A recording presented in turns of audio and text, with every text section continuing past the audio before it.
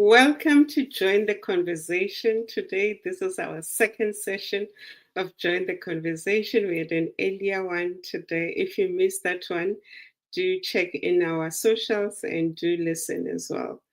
I'm 𝗝cie Mbele. I'm a life transformation coach. I'm also a metallurgical engineer and also an NLP practitioner. So it's an honor to be hosting this, having joined. This is our the second one for August. This is the only day where we are doing 2 sessions per day, and it's an honor to be here. So one might ask, what is Join the Conversation? Join the Conversation is where I interview women from all walks of life. They come and share what they do, because everyone is unique. Everyone has got their gifts and talents. And they also share their challenges and how they overcame them so that we can inspire others, so that you can go through your challenges much faster. We're not saying those who went through them, it was in vain, but it was for them to gain the knowledge so that they can help you as well. And this afternoon, I'm joined by Dr. Jay. She'll tell you who she is. So welcome, Dr. Jay. Thank you, Mashiru. It's an absolute privilege and pleasure to be on your show today. Thank you so much. And to everyone who's just joining in, say hello so that we know who's here, and welcome our guest so that she doesn't feel alone. And to those who'll be listening to this at a later stage, just type replay and tell us what resonated with you. And if you've got any questions, you're welcome to leave them in the comments. We'll come back and respond. So we are live on Facebook, LinkedIn, and YouTube. If you're on YouTube, do follow and subscribe and tag a friend, because today's knowledge, oh my goodness, we're going to talk about things that you don't want to talk about when it comes to women, but they need to be discussed. And that is why today's session is very special. Without further ado, I want to welcome Dr. Jay. Dr. Jay, who are you? What do you do? What do you specialize in? I read your name, your specialization, and my daughter says, what is the difference between the two? I'm like, I don't know. I'm going to learn today. So tell us what's the difference. Maybe you must ask your daughter how much time she has available. I guess to that. Well, look, I'm Dr. Jay, as my patients call me. Dr. Jayeshnee Moodley. I'm a specialist obstetrician and gynecologist that's based in Melomed in Zululand. So I joined Zululand and started private practice in 2014. And I had the privilege of being the first female gynecologist in Northern KZN. So it wasn't only a milestone for me, but I could finally impact and make a change in the healthcare setup in Northern KZN. So this was really important for me. I'm passionate in all things women's health. So as an obstetrician, I manage pregnancies and I deliver babies. And as a gynecologist, I manage adolescent gynae issues like irregular periods, heavy periods, period pains. I manage the reproductive age groups, so that would be fertility concerns, it would be contraceptive counseling, and then I manage the menopause. And everybody should not forget the menopause, because these are, yes, our golden years, but it's the most time that we spend as a gynae patient. And then beyond. So cancer screening, breast screening, and these are ultimately important because it's not just about having a baby. I'm also the founder of the Zululand Fibroid Clinic, which we established last year. And this is especially special for me. Zululand Fibroid Clinic is established with one idea and vision in mind. It's basically to offer modern, specialized, comprehensive fibroid treatment so that women do not have to travel hundreds of kilometers to be given the options and to make a choice. Beyond my consulting rooms, I try to do as many community outreaches as I can. One being the annual Pap smear drive that I host every August. And this, over the last 13 years, has screened thousands of women saving many lives. And this just proves that early detection is key. Prevention is better than cure. Last year, I started hosting the 𝗃𝗃𝗃 Cancer, which is a way to manage women who have the diagnosis of cancer, but also to manage their families, to empower them, to educate them, and to give them hope and strength. And all the 𝗃𝗃𝗃 Cancer goes to the Zululand Hospice and the Cancer Association to make the lives of our patients better and more fruitful. So after all of that, finally, outside medicine, I am a mom and wife of 2 terrorist toddlers, as I tell you all the time.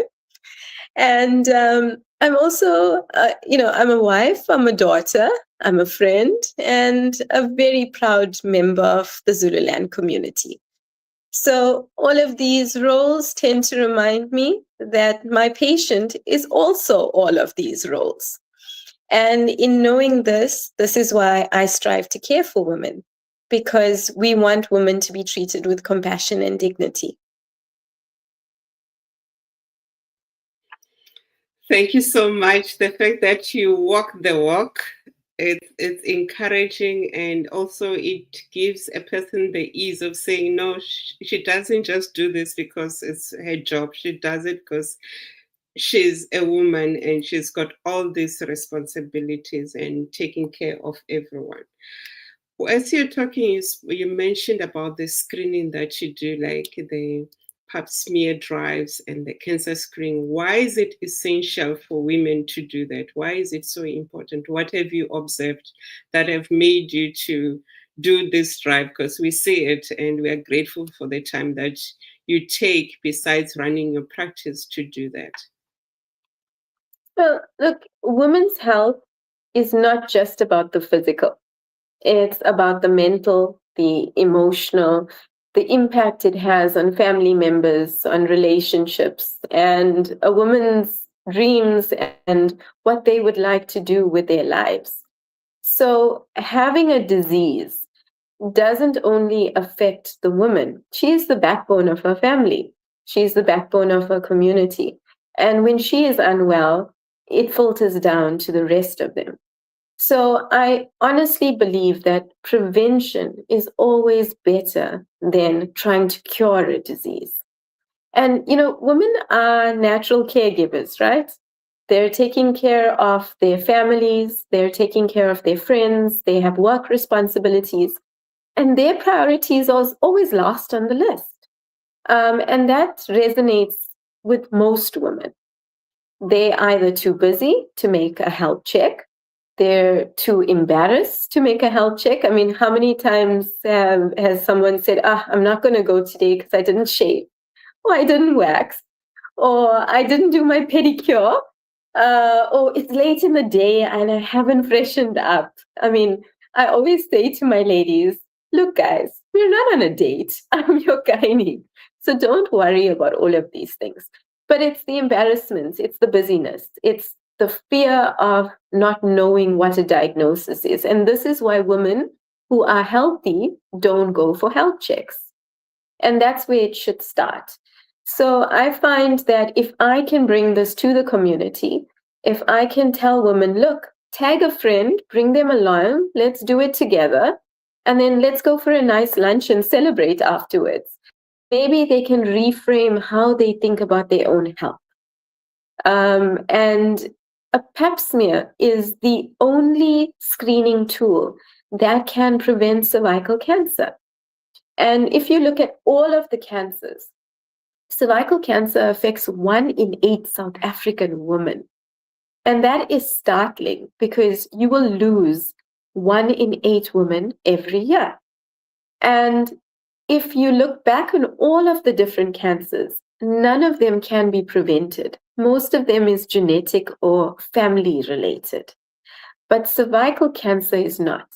And if we pick up the pre-cancer, we can cure it before they become cancer. And this is basically literally saving lives. So that 5 minutes of discomfort means a lifetime of less invasive surgery, no chemotherapy, no radiation. And this is why I promote 𝗲𝗲 so much, because we can prevent a lot of things.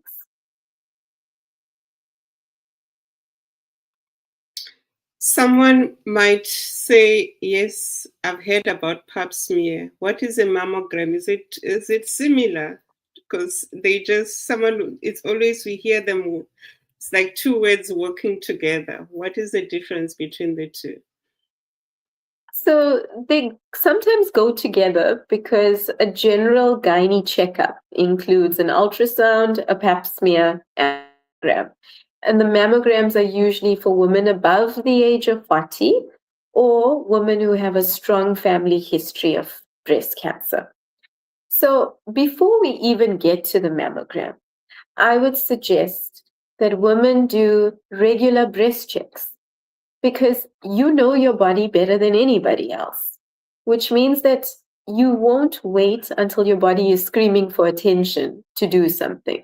Examining your breast on a monthly basis will tell you what's normal and what's not normal. And when something is not normal, then you will see a gynecologist. They will do a second check and then see what's going on. And from there, we would do a mammogram. So I like to call a mammogram an X-ray, if we can call it that.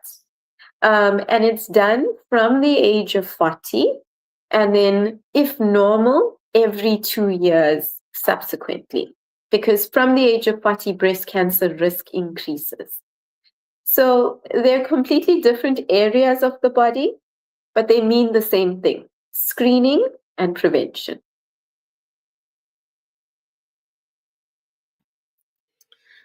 We thank you for sharing that. We hear a lot about people talking about fibroids. I've got pain, terrible period pains.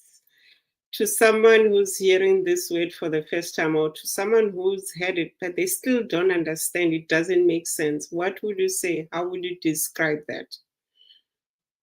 Okay, so fibroids, as you know, is one of the loves of my life. Not the fibroids, but the fibroid management per se. Okay, so this is pretty much the vision of the Zululand Fibroid Clinic. The whole point of the clinic is to educate women about fibroids, to empower them about all of the options in terms of their treatment, and to give them quality of life. So fibroids are non-cancerous growths. So they will never become a cancer. However, their effects can cause quite distressing signs and symptoms. So the fibroid is part of the muscle of your uterus, and it's intimately related to the genetics as well as hormone balances. So women with African ancestry are more at risk for developing fibroids.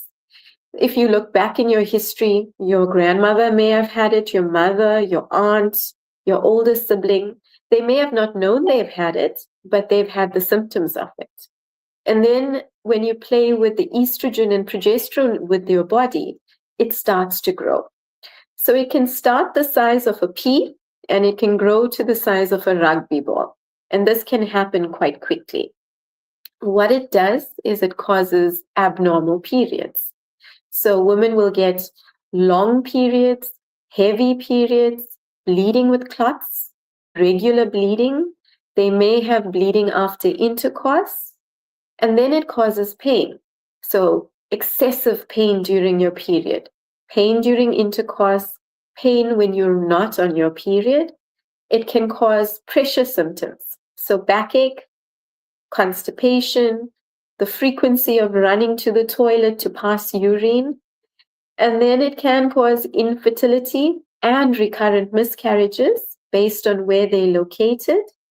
And lastly, and this is the easiest one to see, it causes an abdominal swelling. So you can literally look like you are pregnant. And all of these signs and symptoms can be diagnosed earlier. Not all of these signs are fibroids. However, you will need to see a gynecologist who can do an ultrasound for you and assess your condition. And then once you have been diagnosed with fibroids, that's when we talk about the options of management.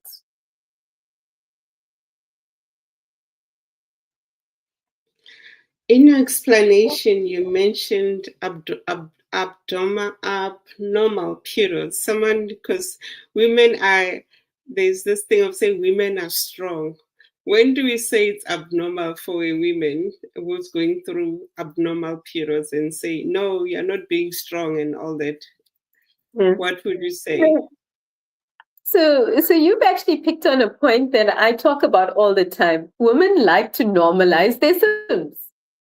All they want to do is say, it's just part of being a woman. I need to suck it up and put my big girl panties on and carry on.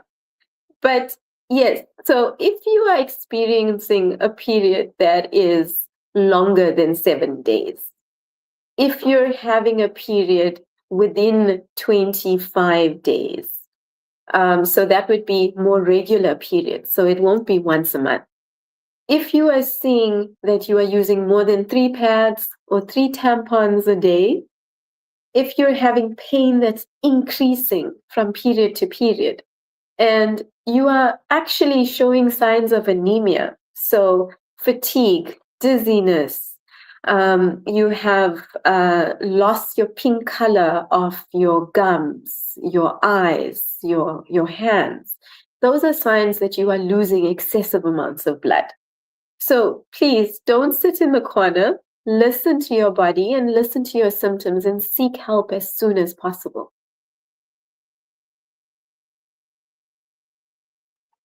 So you heard if you've got abnormal periods, you need to seek help.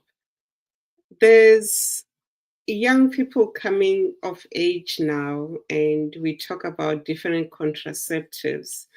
Maybe just share, there might be a young person at the moment and the parents are worried they're becoming sexually active. What would you say? What are the different prevention methods which are there as well out there in the world that they can use as well? Because I know research changes every year. So what would you say to them? So when we're delving in contraceptive, all parents' eyes start to widen, right? It's a fear. They don't want to know their children are being sexually active. They don't want to believe in teenage pregnancies, but it is a huge problem in South Africa. What I like to say when I talk contraceptive is I like to reframe it and not call it contraceptive, but call it hormonal therapy. But the reason why I'm doing that is because a contraceptive gets a bad name, but we use these type of pills for many things other than contraceptive as well. So firstly, I would say, it's often difficult to have a good communication with teenage girls. They're going through hormone rages. They don't want to disclose to their mums. They think their mums know nothing. But the first point is to always try to have open communication and open conversations with them to assess where they are in terms of their sexual health, where they are in terms of their menstrual health, and if they're having any issues with their menses, with pelvic pain, with worsening acne that is affecting them in terms of their self-confidence and their schooling. So if you're seeing any of these issues, there may be a hormonal imbalance that speaks to using a hormonal option and not only for contraception. And this is where I like to have the discussion with the mom and the daughter together so that we're all on the same page. Now, in terms of adolescence, not everybody needs a contraceptive if they're not sexually active.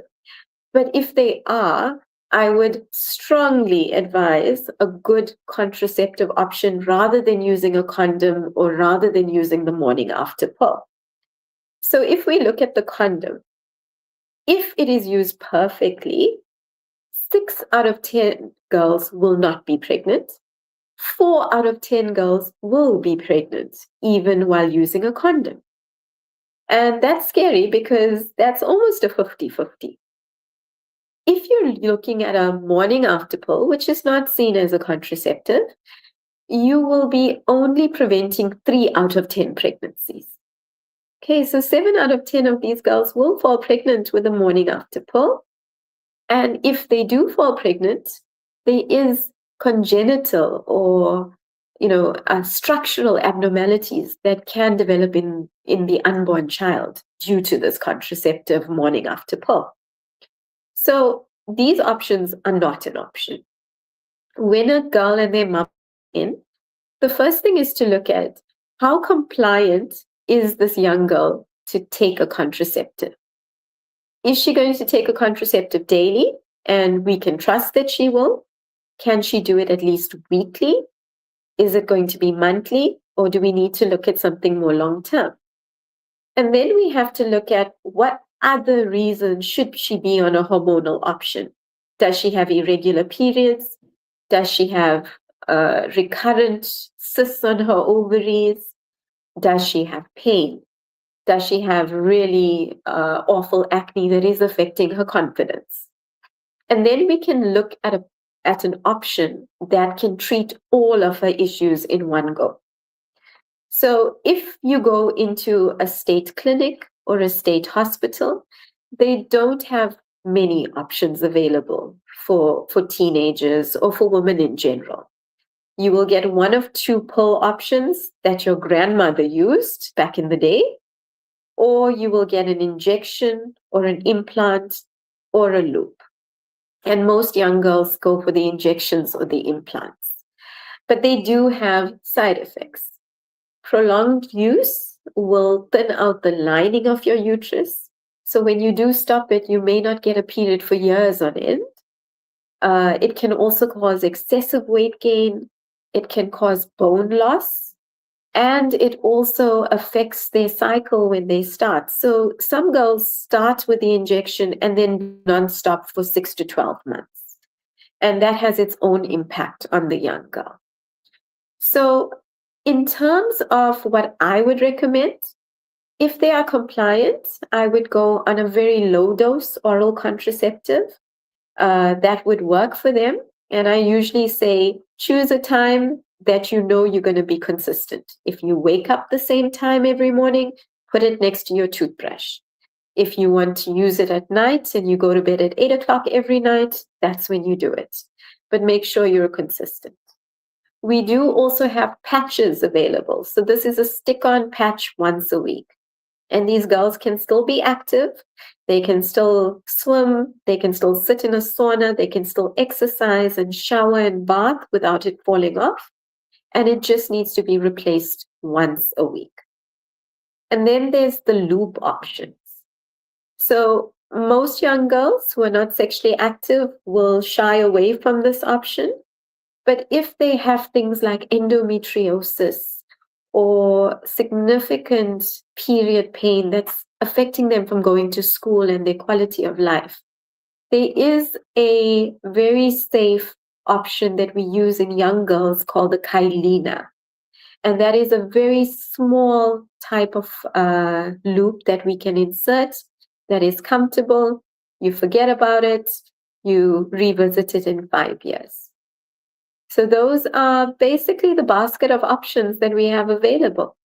But we must remember that contraceptive options do not prevent STIs. So in addition to using a contraceptive option, you will also need to use a barrier. Wow. Thank you so much. You mentioned another big word, endometriosis. Oh, yes. What is that? We tongue today.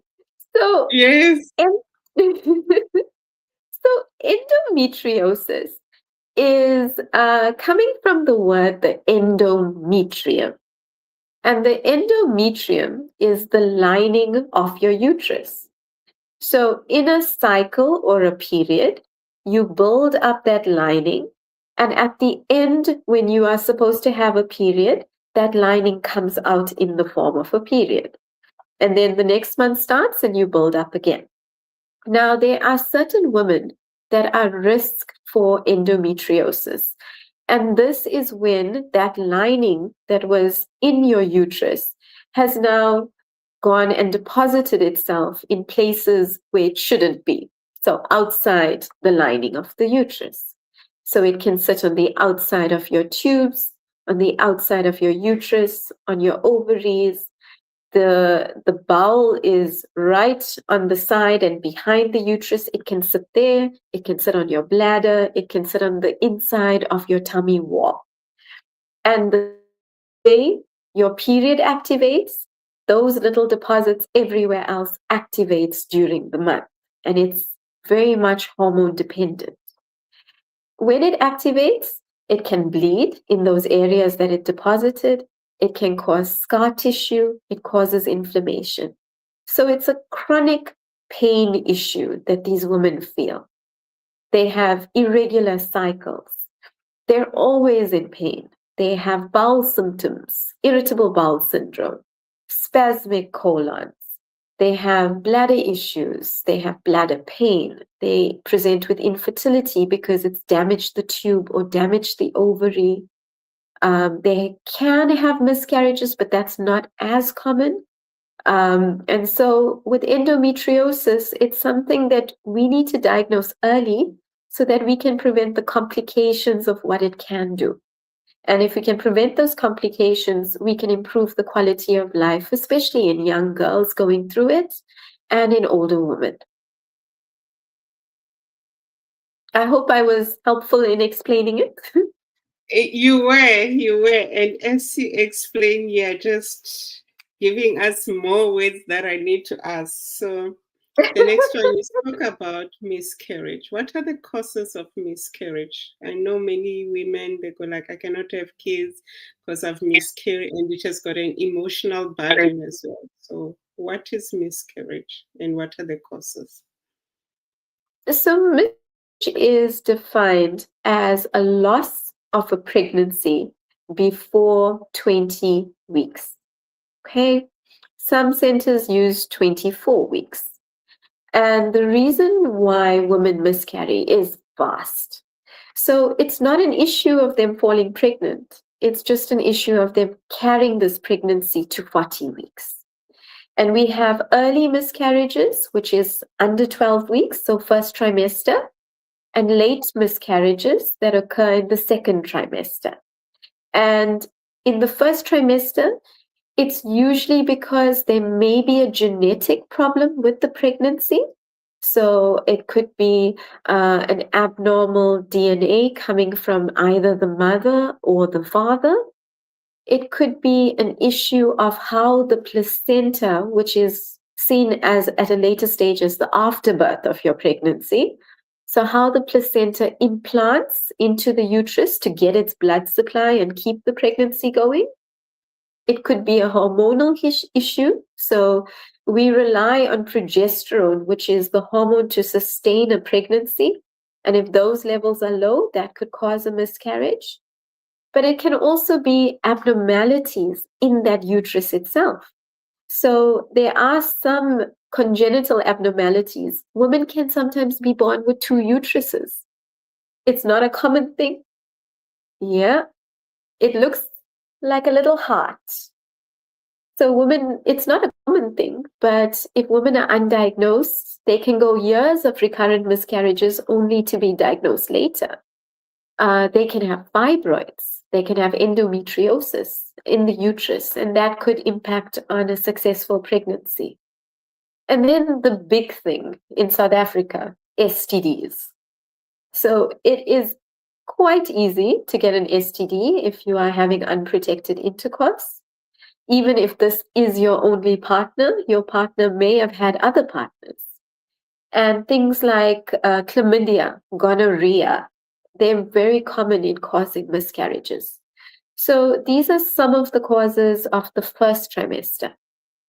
Second trimester causes is usually because your uterus or the mouth of your uterus, called your cervix, is not strong enough to carry your pregnancy.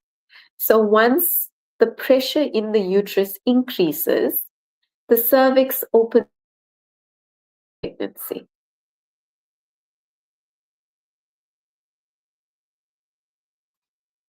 Are you there? I'm still here. Okay. One thing that I want to ponder on, you mentioned that STIs also can affect miscarriage.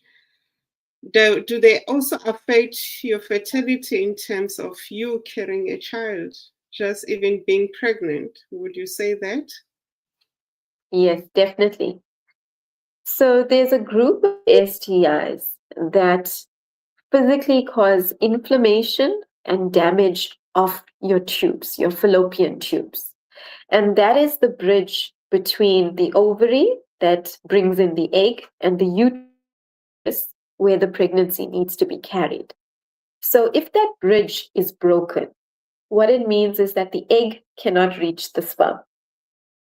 And when that happens, we see infertility.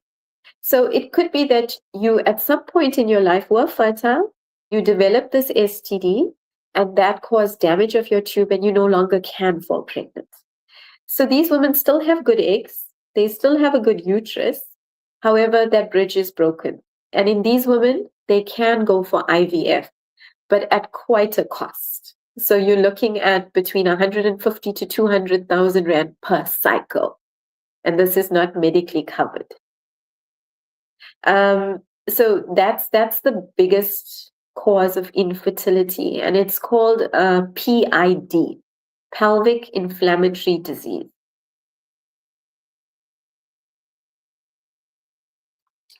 I see. Even in engineering, we've got the word PID, but those are drawings. So I see in medicine, you've got PID, and it stands for something else. So I'll just bring my engineering mind as well. Thank you for sharing that. There might be a young person who's studying in matric now, and their mom said, "Come and listen," or they are dead. And one would say, you've got two qualifications, being an obstetrician and a gynecologist. I trust I said it well. What does it take for you to do that? What did you study, and what are the requirements? Because we know for you to even do this, because you're dealing with lives, it's not that easy. What can you say to them? How can they become you?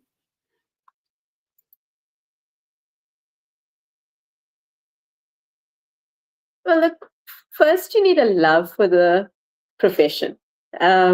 Obstetrics and gynecology is not an easy business. Some of my friends have said, why didn't you go into becoming a chemical pathologist, or having restricted hours so that you have family time? That is not obstetrics and gynecology. That means that you are waking up at 2 a.m, going out, doing a delivery, coming back at 6 a.m, showering, and going back to work. So you must love what you do. You must want to be able to get up in the morning and say, I do nothing else. To study obstetrics and gynecology, first you need to get a medical degree. So that's an MB-CHB. And that is offered at any university that offers a medical degree. That's a 6-year HB course. And over that time, you don't only do obstetrics and gynae, you do all of the disciplines. So to become a physician, to become a surgeon, to become a pediatrician, you have to cover all of those topics. After your 6 years, you will have a 2-year internship period. Or is it? Yes, a 2-year internship period and a 1-year community service period. So that is basically homing in on your skills now, because the theory is behind you. You need to put what you've learned into practice. So in internship, you are very well mentored, and you go through all of the disciplines once again. Community service, you're on your own, babe. So you basically manning a hospital sometimes. But that really, by putting you in the forefront, teaches you how to think on your feet. and how to manage creatively sometimes, because you're out in the bush with no electricity and a goat running through your theater.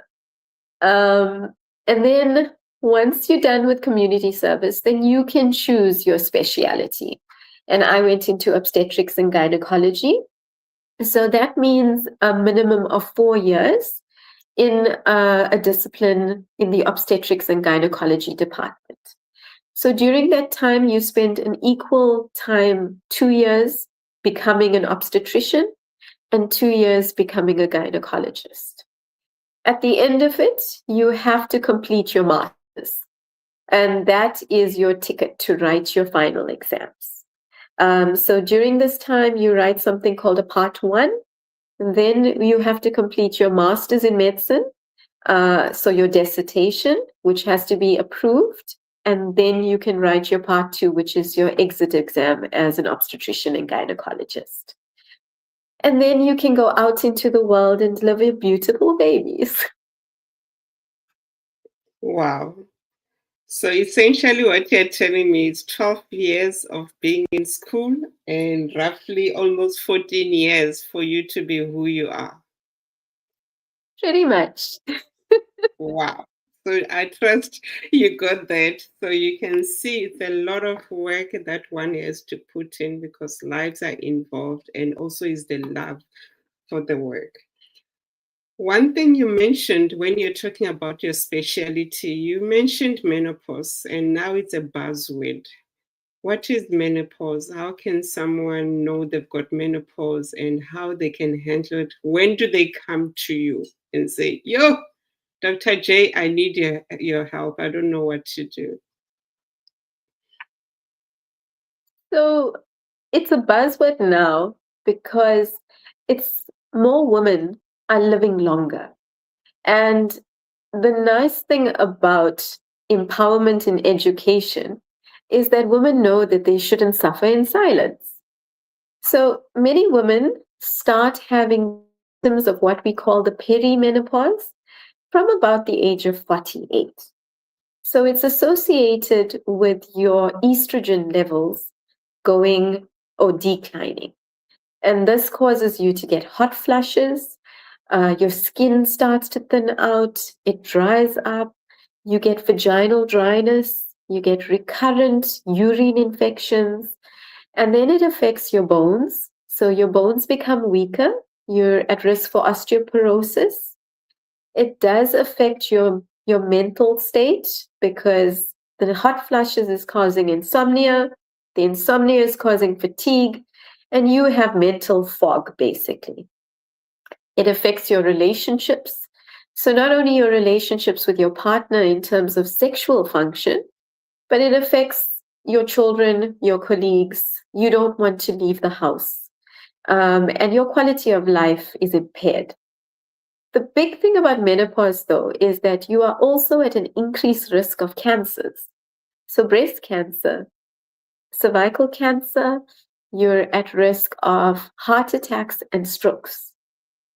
And this is why women in the menopause, which usually starts at the age of 50, 51, must see a gynae even if they feel well. It's okay to feel well, but make sure that you ensure that you are feeling well as the years go on. So preventative strategies like starting calcium, doing weight-bearing exercises, watching what you eat, having a Mediterranean diet, for example, all of those will improve your risk for a heart attack or a stroke. It's also important to watch your other conditions like hypertension, like diabetes. These things really need to be managed well in the menopause. And we often say that if you have these conditions, not only do you need to see your gynae, you need to see a cardiologist at the same time. So bone health, cardiovascular health, brain health, it's all very important. And then we talk about hormone replacement therapy. Do you need it? My answer is always, if it affects the quality of your life, then yes, you may need to go on HRT, but it needs to be monitored by a gynecologist. And this means that we need to assess what your risk for HRT is and whether it would be safe to prescribe to you. No woman above the age of 60 should ever go on HRT. It is for that 50, 49-year-olds for a year or two to get them through their hot flushes, and then it's done. Hey, geez, I'm 48, so I need to start coming to you and check if I've got everything. So I'm overwhelmed. Oh, I don't know how many are listening. Yes, I don't know how many people are overwhelmed just listening to you. It seems like the more you get older, the more there's more work to do. So, but I love the fact that you talk about prevention. So prevention is better, and having the knowledge makes you to be better and to live a better life. When you introduced yourself, you mentioned that you've got your own practice. How easy is it to run your own practice? Now you're asking questions, Mashudu. It is not easy. You are your worst enemy because you're basically HR, you're the boss, and you have to put yourself in line. So no, it isn't easy, especially if you're a professional and a mom and a wife at the same time. But it is something that you can manage. So it's about prioritizing what's important in that day. That day, it may be practice time or it may be patient related. But then the next day, it's going to be family related. So it's basically what needs your most attention on that day. Running your own practice means that you need to remain true to your core. You need to maintain good morals, and you need to know why you're doing something. When I went into private practice, a lot of people who were doctors in state said, "Oh, you're going after the money." And yes, you do make money, but unfortunately, it's not. It's basically you work as hard as you need to. So if you're working for 3 hours, that's what you're getting paid for. We often work 24, 48 hours, go home for a few hours, come back. And it's not all about the money. For me, it's about women empowerment, it's about education, and it's about treating women with compassion and dignity because that's what they deserve. You would treat your patient the way you would treat your mother or your daughter. And that is what keeps me coming back every day. So it's not about any accolades. It's not about showing up on social media. It is literally making a difference to a fellow human being. And that's what we miss these days, that human connection, that open conversation. It's all about generating that next, that whatever you're hoping to achieve next. And that's not what it's about. So if we are doing any private practice, I would say do it because you're doing it with the right intentions rather than doing it for financial gain. Thank you so much for sharing that. Another tricky question is, how has the past 7 months been to you? The world, we started the year with everything falling apart from the States and everything. And daily we go like, yo. I think we've normalized saying yo, and also it also affects us. So how have you navigated the past 7 months, and how did you manage the challenges that you're experiencing as a person or in your business? What can you share to people in terms of that, what they can do differently? So look, the first half of 2026 reminded me that resilience is key. And, for our practice, it was resilience, one patient at a time. It was one family at a time. And for me personally, it was one day at a time. And, what I feel is that medicine is not so much about the science and the technology and the education, but it's more about being kind, being listening, and that human connection that I spoke to you about. So this year has taught me that you can learn something from anybody, from any patient, from any person. If I look at my practice, you would learn the joy of a newborn. You would learn the hope of a patient with infertility, or you'd learn courage from a person who's been given, a difficult diagnosis. You'd learn strength from someone navigating a difficult diagnosis. And all of these things have taught me who I am in the second half of the year. And obviously, being a parent and being a professional at the same time, I've learned that perfection is not possible. It's but what matters is being present. And that's what I've learned this year. And my children, they keep me grounded. They put me in my place and they tell me who I am. And that's what makes me continue doing what I do this year, because they basically encourage me to be better at what I do so that I can take care of women who are the backbones of their families. And so that's made a big difference. Professionally, going into the second half of the year, I am convinced about prevention being key. I find that women treat their health like a luxury, but it is a necessity. With every pap smear performed, with every mammogram done, with every health check done, we are educating, we're empowering, we're creating conversations about healthcare that was in the past taboo. And it shouldn't be that way. We shouldn't be embarrassed to talk about our women's health issues.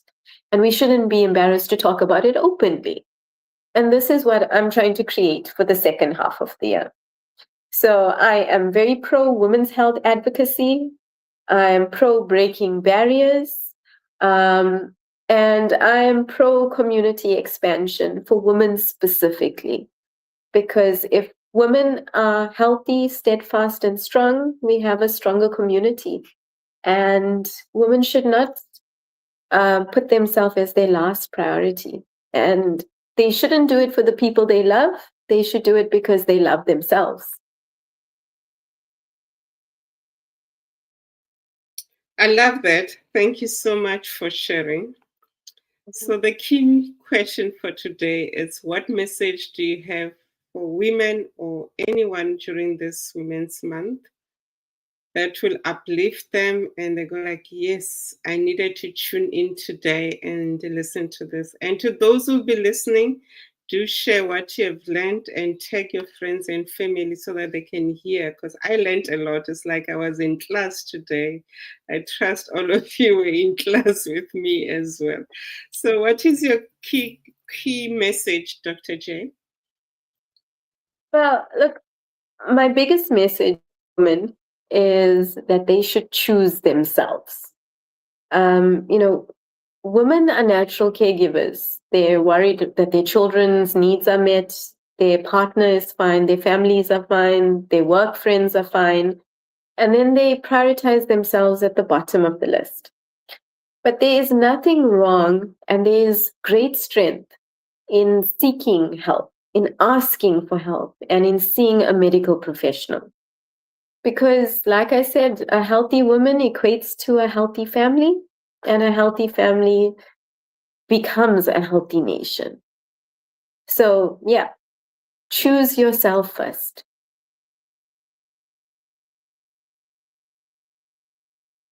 And as they choose themselves, why is it so important to you that they need to learn to choose themselves? Women are their worst enemies. we feel guilty for everything. We take things for granted. We postpone things. And we shouldn't allow our body to scream for our attention. Because if we choose our health, we will be there to live that long, fruitful life and to enjoy the people that we love. But nobody can make that choice for you. You need to say to yourself that I am worthy of this. I deserve to take care of myself. Because women are not bold enough to say that. But everyone around you can see your worth, but you don't. So we need to be confident about it. We need to say that this is who I am, and this is how I will take care of myself. Because if I don't do it, then I will end up with a diagnosis that I cannot manage. And where does this leave the family that I love so much?